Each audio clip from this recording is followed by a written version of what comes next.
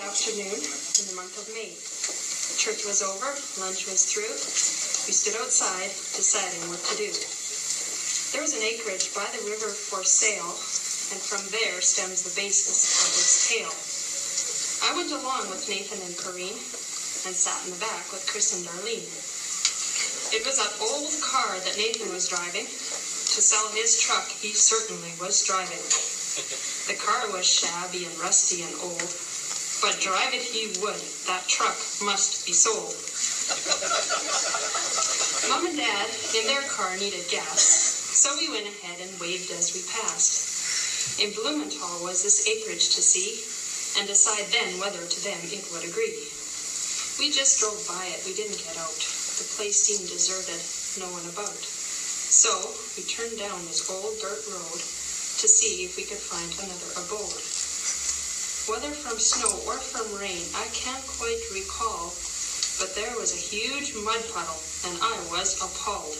He kept driving closer, and suddenly I knew that he wasn't stopping. He was going to go through.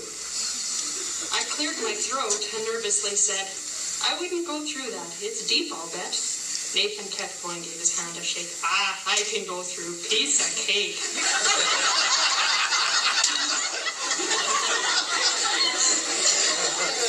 He never sped up, just drove right in. Next thing I heard was the wheel spin. He gunned it forward, he tried reverse. The wheel sank deeper and just got worse. I sat quiet, though the temptation was great, to say, I told you shouldn't go through, Nate. He spun the tires and all that muck. We only sank deeper. We were stuck.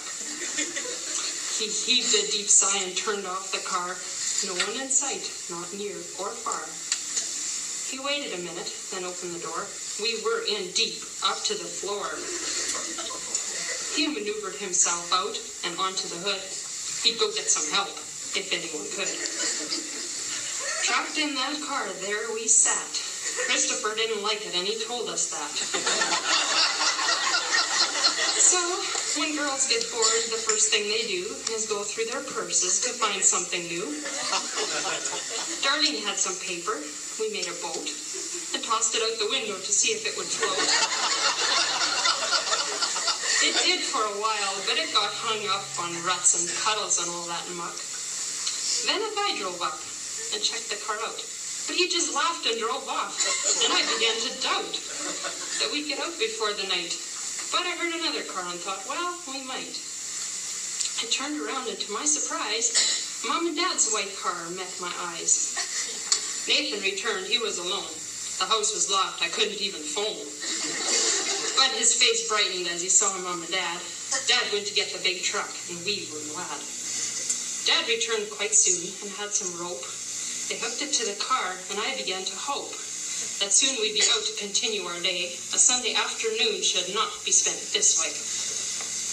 The truck gave a tug with all its power, but the car did not move, and Nathan was sour. Then we heard a loud noise, and what did we see? A big John Deere tractor, and in it was he, who had been by before and had only grinned. He hooked us up, and the tractor nearly spinned. Then suddenly, there we were, out. I was so glad I wanted to shout. I thought, they say on a date, running out of gas is a fatal mistake. Getting stuck must not be quite so bad. They still got married, and both seemed glad. Since then, Nathan's life has been smooth like a dream, and now in the future, it'll all be peaches and cream.